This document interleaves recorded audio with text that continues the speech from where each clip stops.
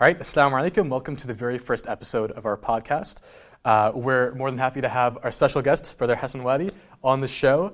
Thank you so much for coming. It's an honor to have you. It's an honor to be here, man. I appreciate it. Love it, love it. So for those that don't know Hassan, he is the Global Director of HCI. He is also, was the winner of the top 25 Canadian immigrants. He's also the founder of Youth Speaker Academy and also my first student, actually. My first student. Yes, he's also an award-winning speaker and MC. So absolute pleasure to have you, Hassan. Mellow, bless you, man. Pleasure to be here, bro. So let's get started with the first question. So tell us a little bit about your upbringing. So like, are there any experiences that shaped who you are today? Yeah, no, it's a good question. Honestly, when I think of my upbringing, the first thing I think of is average. I've always felt average growing up. From my school days, I would say all the way up to high school, there was nothing that I felt like I was really good at. And I felt like I always had to work harder for everything, and I had to overcompensate for everything that I did. You know, I would study so hard, and I remember like in university, my good friend named Bookie, I'd be calling him up, Bookie, where you at? And he said, I'm in the club, man. I said, what are you doing in the club? We got an exam tomorrow. And I'm studying all night. And what happens the next day? Bookie beats me in the exam with no studying. So I grew up thinking I wasn't anything special. And when you ask that question, it really hits me because at the end of the day, they may be seen as negative. But as I started discovering my talents, and we'll talk about that later, and I realized that maybe I'm not good at a lot of things. Yeah. But the reality is, as long as I'm good at one thing, or two things, or three things, that is enough for anybody to excel and succeed in this world. And I think until I discovered my talents, that upbringing of feeling average pushed me to succeed, pushed me to grow, and pushed me to work harder. So I can overcompensate and one day beat Bookie, who was in the club, man, while I was studying, you know? So and it goes back to that when you were in my class, we're talking about effort and talent and making sure you're able to hone in on both. Absolutely, yes. And no, it's very interesting that you say that you were average as a child, because correct me if I'm wrong, you started working from the age of 11, no? Yeah, I did. I was, and even in my job, working at the shawarma shop, I was average. The manager would come and yell at me and scream at me, and I wanted to quit. And my mom was like, no, my son's not a quitter. You got to keep going. And being terrible originally allowed me to be better later. And then from there, I went to McDonald's and worked there for 5 years. And it's always been a struggle. But that struggle is good. Yeah. Right? Allah is shaping you for something greater. And without a struggle, you cannot be the man that you are today. Absolutely, yeah. But you were also like quite the entrepreneur as well when you were younger, right? Yeah, well, yeah, of course. Yeah, I started, he knows, so we started a business. I had to buy the Xbox, brother, you know what I mean? Of course. We opened up the candy shop. I think I was 11 years old. Yeah. But that was the desire to buy the Xbox. So I sold some candy, sold some cookies and chocolates. And again, for that, I always tell people, if there's a will, there's a way. If you want something bad enough, you'll make it happen. I remember when I went to my mom and asked her for the Xbox, she said no, because we were immigrants. We didn't have that much money at the time. Well, again, that's a clear example of, in life, people are going to tell you no. Your job, they're going to tell you no. Your promotion, they're going to tell you no. You're going to apply to university, they're going to tell you no. What is your response from there? Right. Are you going to give up? Or are you going to find another way? My mom told me no, she ain't going to buy me the Xbox. I said, you know what? I'm going to start my own business to buy my Xbox. And that's when I bought, at the age of 11, sold candies, chocolates, and I eventually bought Xbox and Halo. That was 2001. You weren't even born back then. I was born 3 years later. 3 years later. Halo 2. You came out in Halo 2.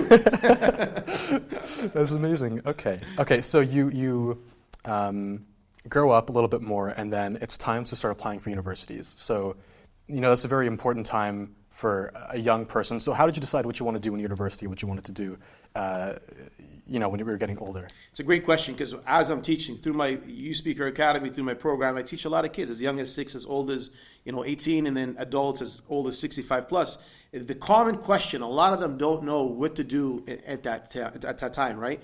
And my answer is, it's okay. You don't have to know, because you will discover as you go on in life, but you will not discover from doing nothing. Yeah. So up to age of 17, I had no idea what I was going to do. My mom was like, go to business. All the Arabs go into business. I said, okay, man, let's just do what everybody else does. So I was going to go into business, but I always had this passion of fitness, and I watched the WWE, Stone Cold Steve Austin, 316 was my favorite wrestler. I would come up, I would go to school with a tank top, and flex, but I was like this, man. There was nothing to flex. Everybody, put those noodles away, man. What are you doing? And so eventually, at grade 12, there was a weight training class that I could take. Yeah. And I took that weight training class. Mr. Nikolov, I'll never forget him. He was my teacher. And through that class, I was able to transform my body, build a body. And Mr. Nikolov was behind that. And right there and then, I knew what I wanted to do, at least for that time, was fitness. I wanted to go in there and be a gym teacher, a weight training teacher, a personal trainer, whatever it is, where I can help others achieve the same results that I achieved. Right. But that was my first experience that showed me where to go. For everybody else that you're looking for where you should go, my answer is go out there and try something new. Try a different experience. Take a different class. Volunteer for something. Through those experiences, you will understand what you're good at, what you're bad at, what you like and what you don't like. And that will help guide where to go. And even if you don't know where to go, choose something. That something will lead to something. Nothing leads to nothing. Something will always lead to something. Beautiful. Okay, lovely. And so you said you were really into fitness, and so you started teaching people about fitness, right? Yeah, I became a personal trainer after I went into kinesiology, study of muscles, bones, and movements, and became a personal trainer, worked for the city of Mississauga. That was the beginning. And then I shifted because I went in to be a gym teacher. And then when I became a personal trainer, I was so good at it. Again, another experience that I took on. Okay, I'm so good at this. Why don't I invest in this? And I invested in that. I became the top 10 personal trainers in Canada. I was on stages, teaching fitness classes in front of more than 1,000 people. I was on TV. I was teaching clients, and it was so good that I said, you know what? This is my future. This is my next step. And I invested in that for the next 10 to 13 years, subhanAllah, until the next talent decided to pop up. Right, yes. And that's lovely because you were so into fitness, but then all of a sudden, you see this transition from fitness into speaking. How did that happen? Where did that come from? And again, guys, look, in life, you're going to go through your journey. In that journey, you're going to have people come in, come out, experiences come, opportunities come. And through those, you should be self-aware of what's happening so that you understand where your next steps may be. So I was a personal trainer for a while. Did a lot. Then I became a manager. A manager of a gym and manager of people is a different skill than a personal trainer. So as soon as I got into that, I had to do presentations, I had to do meetings, I had to speak with big public figures, and that was new to me. So I had to get better at that. So I took training, public speaking and presentation, communication training with Toastmasters. I did that for 4 years. Right. And when I did that, I realized I was actually good at public speaking and communication. Guys, your talents are not always discoverable right away. Your talents are like diamonds, right? You don't find diamonds on the street. You got to dig deep to find diamonds. You got to put some pressure to find diamonds, right? The same thing are your talents. You might be good at something and you may never know it. In fact, the first time you try it, you may be bad at it. But a lot of people give up the first time they're bad. For me, I had to do a presentation for work and I totally blew it. It was terrible. The regular person would say, you know what, I'm never doing that again. For me, I said, you know what, I'm going to work on this.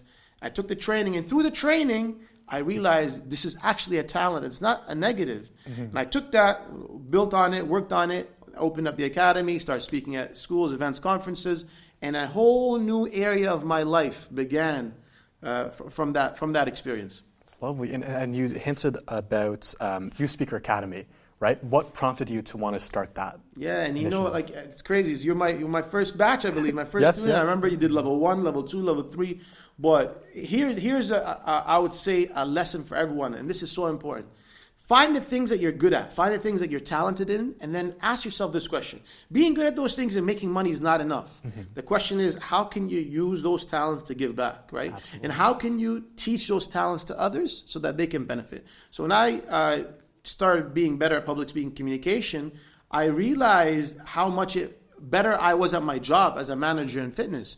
I started speaking up in meetings. I started voicing my opinions. I realized that being good at something alone is not enough. You have to be able to speak your excellence, or else nobody would know. You go to an interview, you can't even express yourself. How do they know you're good? So I realized the better I got at communication, the more success I had in my fields of work. So I said, okay, what can I do to teach others so that they can be good at communication, so they can excel in their fields? Right. As young as, like I said, 6 years old, and I realized in our culture and community, we're so focused on study, exam, marks, that most of these kids, all they have is their books. They graduate and they're like, they can't speak a word. So that's where it came from. And then so far, alhamdulillah, we've had more than 4,000 students graduate, as young as 6, as old as 65 plus. So we're doing a lot of adults, YMCA, career foundations, a lot of different organizations are our clients, and public schools, Islamic schools, mosques, churches, everything, all the above, alhamdulillah. MashaAllah, so beautiful. Now, you're now the global director of HCI. I believe you're also the fundraising director before that. So what prompted you to want to work with HCI and start doing that sort of work, that kind of relief work? Yeah, and it goes back to what I'd said before, Rizwan. Something will lead to something. Right. Nothing leads to nothing. Yeah. As long as you're doing something, you may have your next opportunity in life that you may have never discovered. The craziest thing how I came across HCI, I was at a not fundraising, it was a dinner, a Ramadan dinner. It was actually hosted by Premier Doug Ford. Doug Ford at the time, and I was asked to be the MC. So I was emceeing the dinner for Doug Ford, and it was a Ramadan dinner. And while I was emceeing, someone came from the crowd and said, Hassan, would love to get you involved in HCI. I said, what is HCI, brother? I don't know HCI. I didn't know at the time. He said, it's a charity. We'd love to get you involved. I said, listen, I already have 2 jobs. I'm doing my public speaking. I'm doing my fitness. I got enough, man, please. He said, no, look, just something small. You could do it on the side. You don't have to leave what you're doing. I said, okay, I'll volunteer my time. No problem. And he said, no, we want you to actually work with us. So then they gave me something that was manageable. Right. And I got into it as a brand ambassador, just to use my voice and my public speaking to make videos, to do fundraising, and that was the beginning. And now, years later, we've raised more than $100 million since I've began. We've built schools, we've built villages, we've helped people, thousands and millions, and now I'm helping others do the same thing that I've done and teaching them how to fundraise so that we can help more people, inshallah. Inshallah, it's beautiful. So what advice would you give people that are trying to follow their dreams?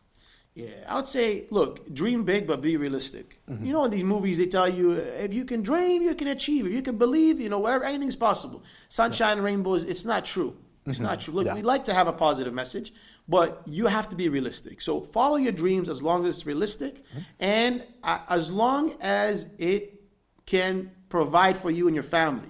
If you have something that cannot provide, let's be realistic. Keep it as a side hustle. Yeah. Okay? And then do something. Everybody should do their school. Okay? Absolutely. I know we have to all escape the matrix. I get it. Yeah. We're all trying to escape the matrix. And I agree with escaping the matrix. But first you have to do your basics, your foundation. Yeah. So you do your schooling. If that's your passion, great. If you have something else that you want to do, complete your schooling as you're doing your side passion. I was doing fitness for 13 years. As I was doing my fitness, which was my first passion, I was working on my side hustle, which was the public speaking and the charity work. I was building those, okay? So look at what you want to do. Ask yourself whether you're good at it first. I truly believe that you should pursue what you're talented in. Yeah. You may love something. I love it so much, but you're not good at it. It's not going to bring you success, unfortunately. Yeah. Now, I get it. Work so hard, you'll make it happen. That's also can only go so far. To be the best of your craft, you have to have some talent in it. Yeah. Passion and love alone is not enough, just to be realistic. Yeah. So find something that you're good at, pursue it, pray and make dua for whatever it is that you want. If you get rejected once, keep trying. If you get rejected again, keep trying. But eventually, even that, you have to be realistic. If you're getting rejected multiple times from something that you want to do, look at that as a sign. Could it be that you need to do something else? Yeah. Always self-reflect on what you're doing. Self-awareness is key. And assess and reflect. And then every time you make a decision, whatever the outcome is, ask yourself, okay, based on this outcome, what should I do? Should I continue? Should I hold back? Should I double down? And then go from there, inshallah. But everybody should be able to achieve their dreams as long as they follow these steps, inshallah. Absolutely. Oftentimes people are so focused on having better and better pay, a higher position or a bigger house. So the question for you is, how can you balance deen and dunya? I love this question, and I'm so passionate about this question. And in fact, when I started my academy, this was my vision. This was my main vision. How can I get the Muslims to balance deen and dunya? I found both extremes. I know you mentioned one extreme. I found the other extreme as well, where it's just deen. And they think that, all you got to do is pray and make dua, and this is the most important thing. Don't chase the money. Don't chase the success. We are here for the akhirah. And then the other side, where it's just, money, money, money, money, and they forget about the deen. I think the best believer is a believer that can combine both. And honestly, I'm behind this 1,000,000%. To be the best, a strong believer is better than a weak believer. Upper hand is better than the lower hand. To be able to be the best, you have to combine both. Look, I say, personally, my friends know me. We used to go together. I start my day Fajr in the masjid. I end my day in Isha in the masjid. In the middle, I do my hustle. I'm out there hustling. I'm out there making money. I'm out there pushing. But the start and the end, the foundation is my Islam. In the middle is the hustle. I'm not spending all day in the masjid and I'm not spending all day hustling.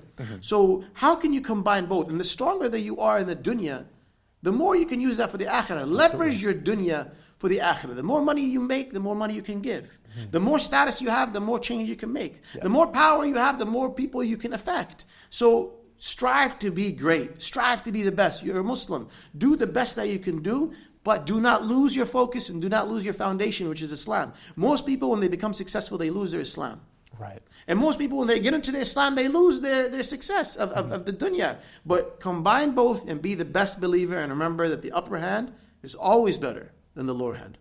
Absolutely, yeah. Very important to remember. And actually, you're the type of person who is doing a lot of good work, very focused on both the dunya and deen, especially the deen. So my question for you is, what legacy do you want to leave after you're gone? Yeah, this is a hard question, to be honest. And a lot of people, I think this is a question that everyone should think about based on what they're doing. What are you doing now in your life and career? Are you leaving some kind of a legacy? And this word sounds so big, but it doesn't have to be as big as it sounds. Yeah. Everybody can leave a legacy within the field that you're in. Everybody can make a difference. No matter whether you work at a convenience store, whether you work as a teacher, whether you work in charity space, you can teach someone, teach something. You can leave something behind that people can take away. That is the legacy that you're leaving. For me, honestly, my two biggest things that I want to leave, that I want really, the biggest takeaways are, one, I want our people in general, human species, to be better at communicating, to be better at expressing, to be better at delivering their message, to speak what they feel. I find so many people with so much good potential not able to show their potential because they cannot communicate it. Communication. They say, open your mouth and I'll tell you who you are, right? Yeah. So your voice is so important. That's one. And two, I want every single person to be able to be involved in charity. I don't believe that it has to be a businessman or a millionaire. And just this year alone, we will raise more than $30 million just from community-based fundraising. These are people who, me and my team, Sarah Talks and the whole community-based team is coaching. We are taking on these people. We are training them on how to be involved in charity so that they can fundraise. From kids as young as 6, 7 years old, to doctors, to engineers, to mechanics. These are business professionals, to teachers, to everyone that is breathing. How can we utilize you and show you that you can make a difference in this world? Can you imagine $30 million plus raised from just people that never ever thought that they can do this and support other people around the world? These two things I would say are my main two focus: to get people to communicate better and to involve every single human in charity work. Absolutely, it's beautiful. It's beautiful. So let's take a look at your career. What are some of the most memorable moments in your career? I know it's a very tough question, but what would you say those are? Yeah.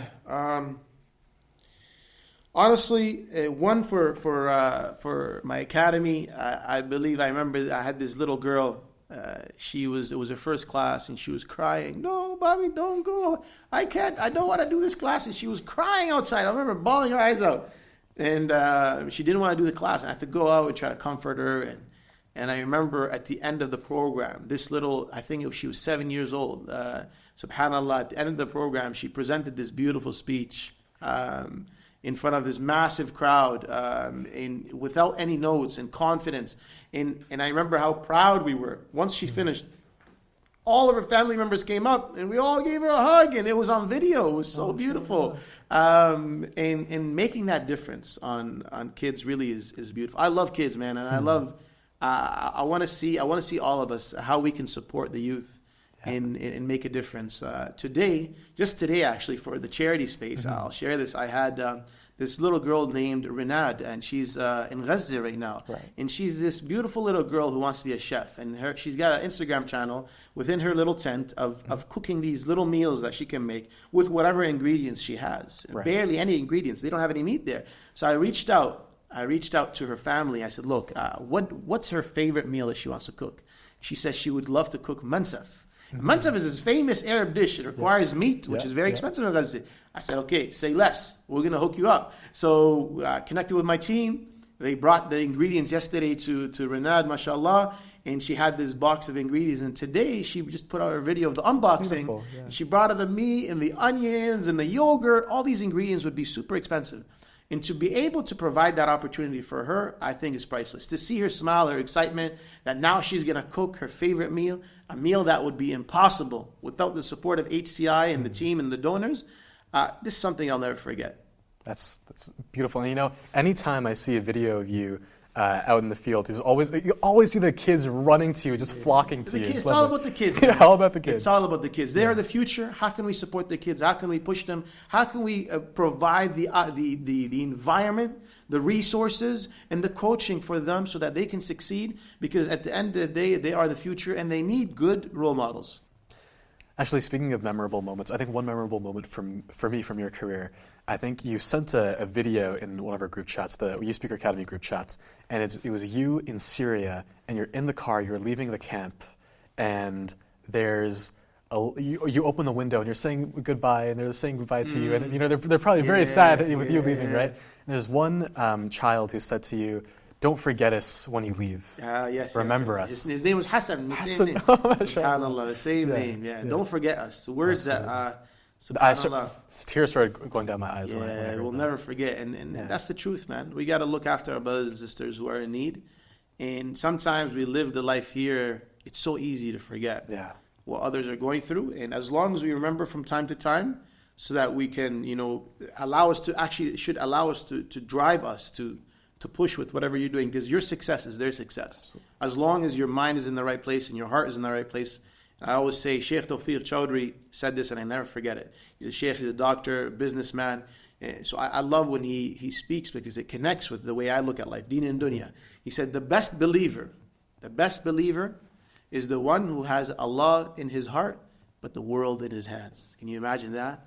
That's deen and dunya, man. Yeah. That's deen and dunya, because you have the world, you have power, control, status, money.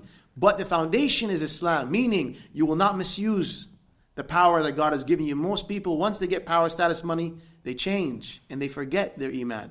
Keep Allah number one, and He will keep you number one. Absolutely, yeah. The best advice I can give, man. Speaking of between deen and dunya, and then the balance of it, there's a video from your old YouTube channel, Fitness for You 1. Do you remember that? The good old days. I have it open right here. Fitness for You 1. Yes. What are they doing there? Which video, man? So it's Hassan Wadi, Natural 2-Year Transformation. That video, I love that video. Yes, yeah. So in that video, you're talking about, you're like, this is my transformation, but I can't show you from my belly button to my knees because of it's haram, man. Yeah, haram, exactly. Awra. Yes, and then people in the comments were some of them were kind of confused. So you left a comment.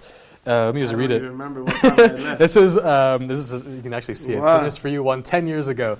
I go by what Islam teaches, not by what people do. Some people might take it less serious than others, but I like to give 100% in everything that I do, whether it's religion, bodybuilding, or work. Have a good day. Hope that makes more sense. Yeah. Right? So I love that, because the fact that even 10 years ago you were still very conscious about your deen, even though you were focusing on the dunya and building the body. People thought I was crazy. I was like, I can't show my legs, because they say, look, soccer players are showing their knees. Yeah. People are on the beach. But I'm like, look, Allah sees how particular you are of things. It's not just the big things. It's actually the small things. And same thing in life. People don't understand this. If you want to do the big things, you got to start with the small things. The small things add up to be big. The small things, like me not wanting to show my legs on my belly button, and everybody thought I was crazy, and that's why I had to make that comment. But the reality is, a haram is a haram. And so if I can limit that small haram and does not make me we're perfect. Bro, I've made mistakes. I've made big mistakes and small mistakes. So I'm not perfect. But as long as it's in our mind and we're consciously trying to be better, and we're doing the right things, and if we want to succeed in something, don't do it in the haram way. For example, if I wanted to be a successful personal trainer, I cannot do it by showing haram awra. right? I cannot do business by stealing. Yes. Right? So stay with the halal and Allah will give you the halal, inshallah. Yes, inshallah, yes. Actually, funny that you say that, because when you were 11 and you're doing the candy business, you're charging interest, weren't you? Oh, I was 11 years old, man. So, just guys. Okay, 11 years old. When I was, so it's funny stories. A lot of people didn't bring their money when they owed me for the candies. So yes, I charged them 25 cents per day.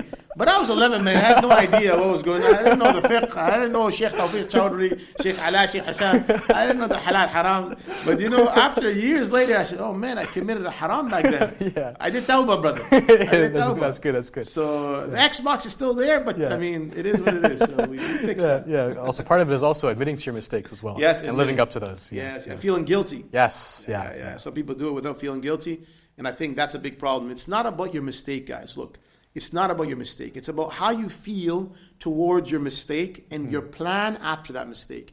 You can make that mistake as many times as possible. Allah is not going to stop forgiving you. But every time you make it, are you sincere and never doing it again? And are you feeling guilty, right? Mm-hmm. These are the two questions that determine whether you are sincere or not. If you are feeling guilty, and if you make a commitment to, you know what, I'm never going to do it again, Allah will forgive you and you will be able to move forward. But if you say, Allah forgives, I'm going to do it now, I'll do it tomorrow too. Allah is watching and He knows and He hears, and that's not the right way to do things. Mm-hmm. Absolutely, yeah. So what is one thing that people are surprised to learn about you? I think everybody thinks I'm this social butterfly who loves to be social, loves to go out and connect with people, and I like to go for dinners and sit down and communicate and talk. When the reality is, I'd rather just be at home playing my Xbox, man. Mm-hmm. Like that's my favorite thing to do. I want to be alone, play some Xbox, play some Halo, turn on Netflix, watch a movie, halal movie, guys. Of course, yeah. Right? We lower our gaze if anything haram comes up, or we change the movie. But I love being alone. I mean, but here's the key message to everybody is, you got to do the things that you don't like to do. I'm not saying I hate people, no. But people don't believe when I say I'm somewhat of an introvert. I don't like going out and like networking and stuff. I hate going to networking events but look, you got to do the things that you don't like to do, and you got to do the things that make you uncomfortable, and you have to do the things that will allow you to excel in your field. I know in my field, if I don't talk to people, if I don't connect with people, I can't make the difference that I'm making. Yeah. You get me? And when I do that, I always say, "Oh, alhamdulillah, I did it. I met this person, this person, this person." I may have not been comfortable, but it was good. Yeah. So do the things you're uncomfortable in, even if it goes against your nature of what you like to do and what you're comfortable with. Absolutely, yeah, and that's one thing that you always used to say in Youth Speaker Academy. One, get out of your comfort zone, and also your network is your net worth. I still remember. You're a top student, man. This guy was like 12 years old, real estate agent. He'd pull up a book in the middle of class. Who wants to buy a house? I said, brother, these 6-year-old, 8-year-old, nobody's buying a house from here, man, from you, man. Well, my daddy's a real estate agent, and I have to start early, he told me. He pulled out this little journal, and he pulled out a certificate. We call him the youngest real estate agent in the GTA, subhanAllah. And now, mashallah, look at you. You have your own company, media company with cameras and lights, and you're part of Seeds, and you're here doing a podcast, and you want to be this, you want to do a lot of great stuff in the relief work. May Allah give you more barakah, more blessings. You're doing great things, and all the people that are working with you. I'm very, very, very proud of you, subhanAllah, and I can't wait for you to sell more homes to adults. No longer passionate about real estate. Done with that. Yeah, long time ago. That's good, man. That's life. Yeah, it's life. You may be interested in something. As time goes on, that interest changed. Just like for me, it was from fitness, went into speaking, went into charity work. You don't know where you're going to go. As long as you're doing something, it will lead to something. Absolutely. But if you're doing nothing, it will lead to absolutely nothing. There you go. I love that. And by the way, that's how the world was created. Yeah. I think that's a common argument when they're arguing whether there's a God or there's no God. Is where did everything come from? Something can't come from nothing. Yeah. Something leads to something, right? So that ideology is the same anywhere. Yeah. Same in success, same in life. Something will always lead to something, and nothing will always lead to nothing. Absolutely, yeah. So you're an inspiration to a lot of people, myself especially, and your countless students, right? But I want to ask you, where do you get your inspiration from? Yeah, I mean, look, for me, I always look back on my dad. My dad and what he's done and what he's sacrificed. My dad worked very hard, man. My dad left the biggest bank in Saudi Arabia to come to Canada to sacrifice everything. He worked at a minimum wage, convenience store job for 25 plus years, night shift, which, by the way, scientifically proven reduces your lifespan.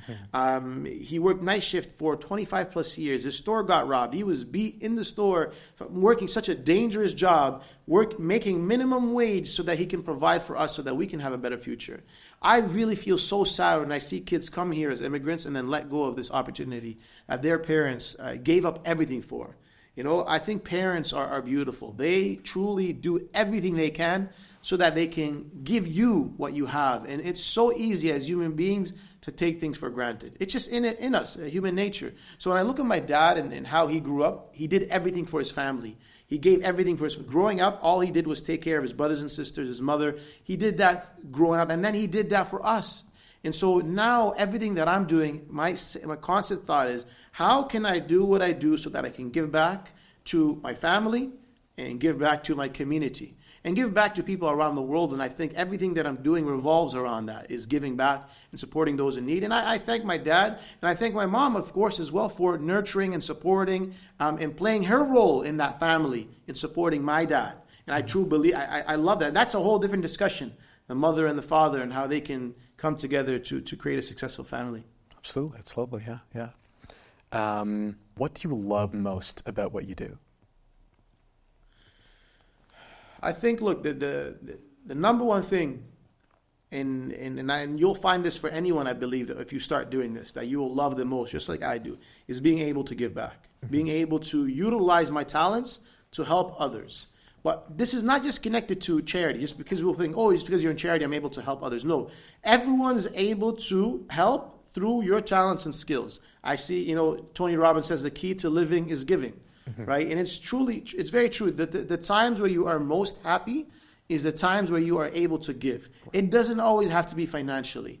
It can be through your skills, it can be through your time, and it can be through financial and other means as well. So the fact that I'm able to give back to the youth and adults through public speaking and see them, see you, like, for example, subhanAllah, you're my first students and you're here succeeding, accomplishing amazing things. That feels so good. And then to be able to be in the charity space and help people like Renad and others around the world in Gaza who are struggling. And I was just in Pakistan, I was in Kenya, and seeing the difference that I'm able to make through the money that people are giving because they trust.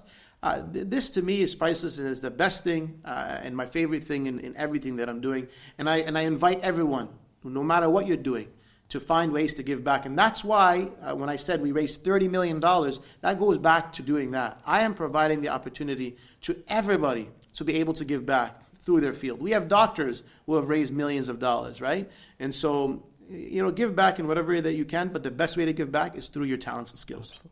All right, so what's next for you, Hassan? It's a good question. What's next? Honestly, look, right now, a lot of things are happening in my life. I'm doing the academy, I'm doing the charity work, and the public speaking, and they're both doing great. We're propelling both, we're excelling in both, we're pushing in both. The one thing that I really want to work on now is honestly giving time to family and time to myself. I realize that by pushing so hard in these two different areas, I've kind of lost my personal, like, working on myself in regards to like health, sleep, and my family, building my own family, something that I haven't had the chance to really do for being so busy. I'm never in Canada, always traveling. That puts a toll on you. I just got back from the airport yesterday and jumping here with you and a podcast. So, but I do believe, I'm not going to take it back, I do believe that you must be in a state of imbalance to eventually get to the state of balance. Right. If you want to achieve the great things that you want to achieve, if you want to be great, if you want to do great things, if you want to be able to accomplish amazing things, you have to be, I believe it, you have to be in a state of imbalance to get to the state of balance. And right now I'm in the state of imbalance, And I'm hoping that down the line, I get to that state of balance where I don't have to do a lot of things that I'm doing now, but I can watch the work happen. I can watch the results, and the people are still being helped without my 24-hour hands-on support. And I guess that goes back to the legacy that I'm trying to build, is that this work can continue to be done without the 24-hour engagement or involvement in my end, so that eventually I can focus on myself as well, because at the end of the day, you cannot help others until you help yourself. So that's the goal, inshallah, and we'll see. With your du'as and everybody's du'as, we'll make it true, and we'll be able to change this world together, inshallah. Inshallah.